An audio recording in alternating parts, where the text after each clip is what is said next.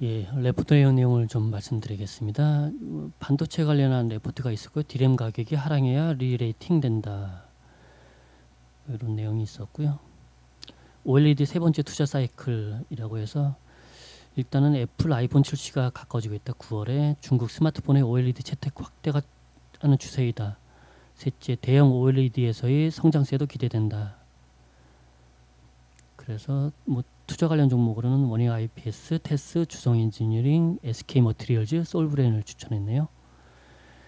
2차 전지 산업의 투자 전략 키워드는 종목 확산이라는 레포트가 있었고요. 여기에서는 뭐 삼성 SDI, LG화학, LG 머티리얼즈, 대주전자재료, 신흥 SEC, 후성에 주목하고 추가로 2차 전지 장비 업체인 PNT, 부연텍, DA 테크놀로지, NS, CIS, P&E 솔루션을 2차 전지 캐파시티 드라이븐 수혜 업체로 판단하고 있다네요. 예, 다음으로 넘어가겠습니다. 그 NHN 한국사이버결제 레포트가 있어서 벤하고 PG에 대해서 다시 한번 좀 정리를 좀 해봤습니다. NHN 한국사이버결제 같은 경우 지금 페이코 부분인데 이게 지금 삼성페이랑 같이 연계가 된다고 하죠.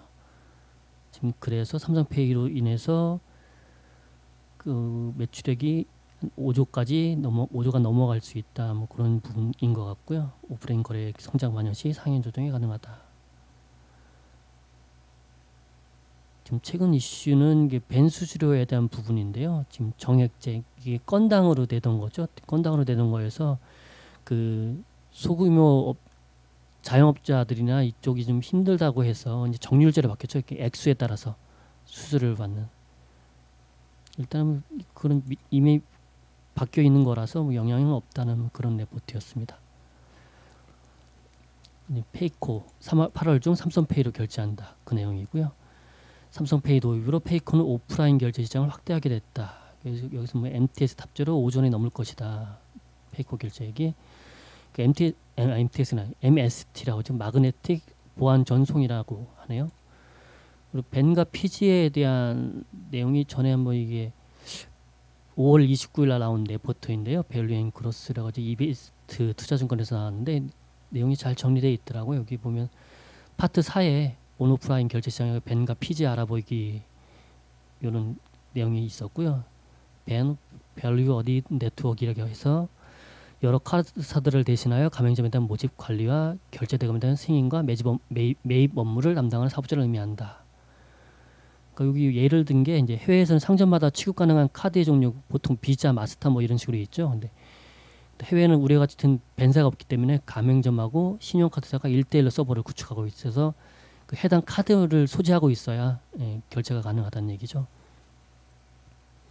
그래서 고객은 어디 카드사에 쭈쭈쭈 하면 카드사는 하나의 단말기 통해서 벤에서 수수료를 받고 나머지는 이제 가맹점 넘어가고 그렇게 되나 봐요.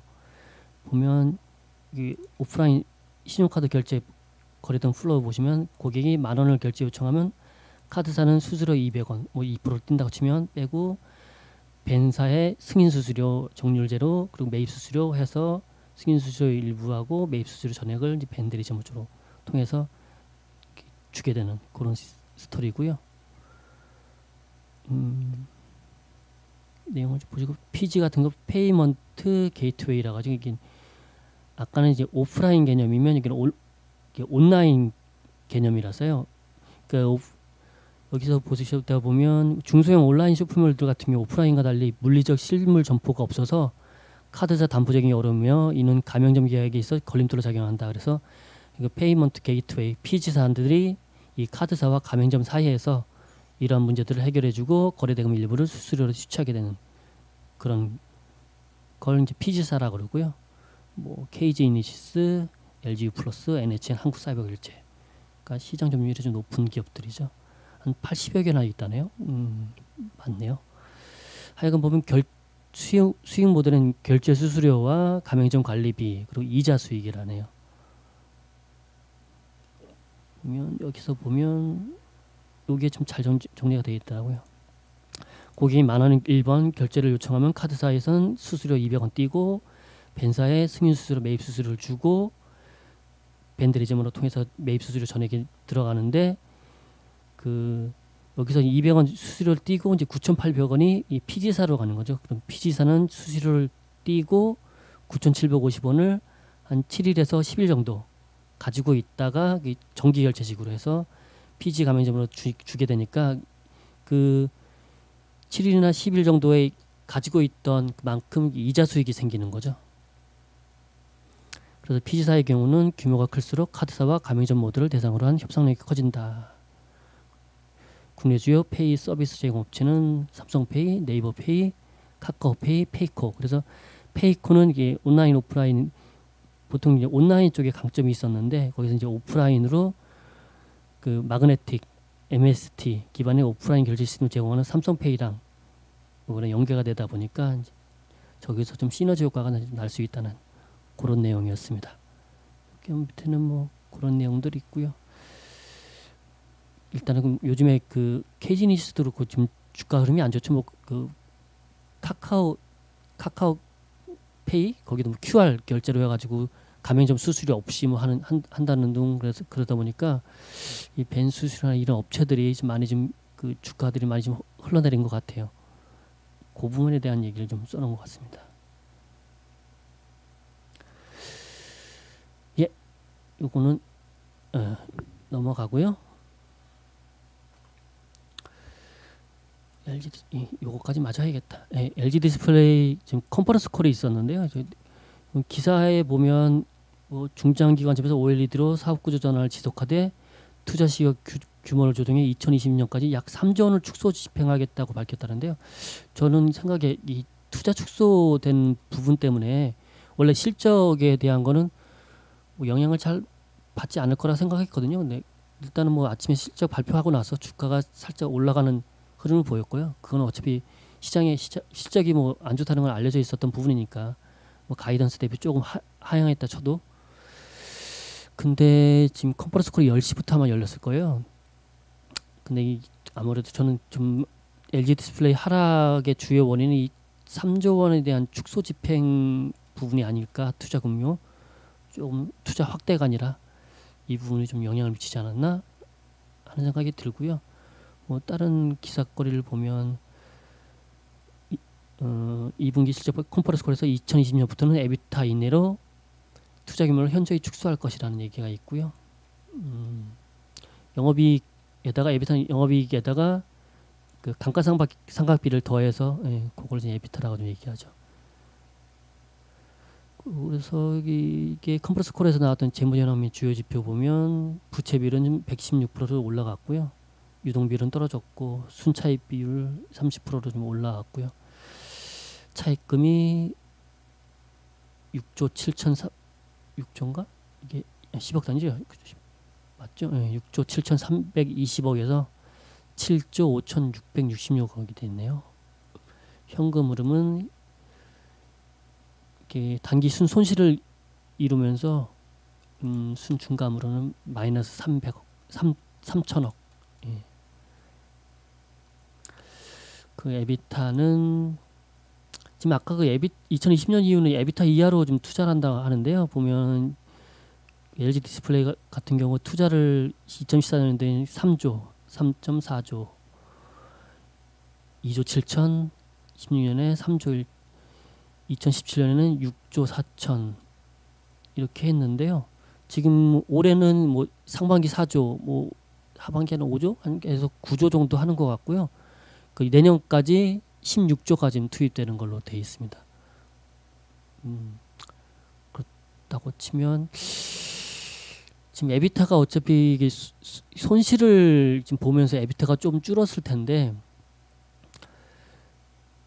그죠? 예, 많이 줄었죠. 보면 작년에 5조 6,760억이었는데 8,120억. 이번 분기에 681억. 아니 6천 헷갈리다. 6,810억으로 많이 줄었어요.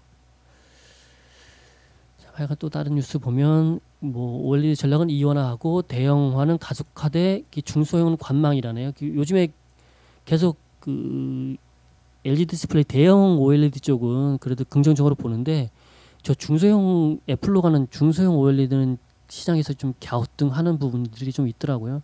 어차피 그 삼성 디스플레이가 좀 잡고 있다 보니까 저기서 LED 디스플레이가 살아날 수 있을까 하는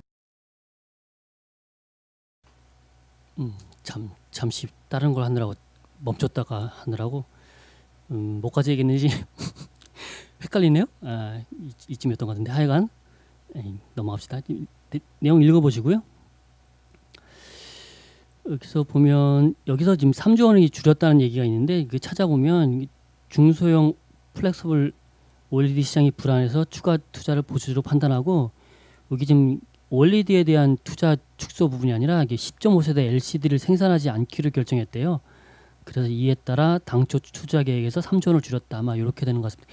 이게 OLED가 아니라 LCD에 대한 생산을 안 하게 되므로 이 당초 투자 계획에서 3조 원 줄였다. 이런 의미가 되는 것 같고요.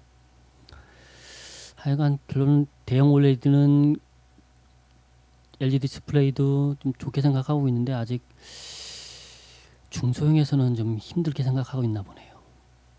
내용 보시면 막 그런 내용들이 좀 계속 있는 것 같고요. 그래서 4분기 초부터 이 6-1을 양산 가동해 6세대 플렉시블 OLED 사업을 본격 시작하겠는데 이게 좀 동아일텍, 선익시스템 아마도 그쪽으로 관련돼 있나요? 헷갈리다. 그랬던 것 같은데.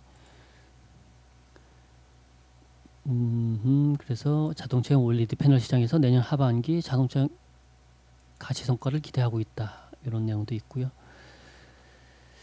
그래서 지금 오늘 레포트 5에 좀 올라온 게 좀 있었고요. 2분기 컨퍼런스 콜 주요 질의사항이 아주 정리된 레포트가 있는데 내용은 위에 그 기사 내용 스크랩한 거랑 대동소이하더라고요.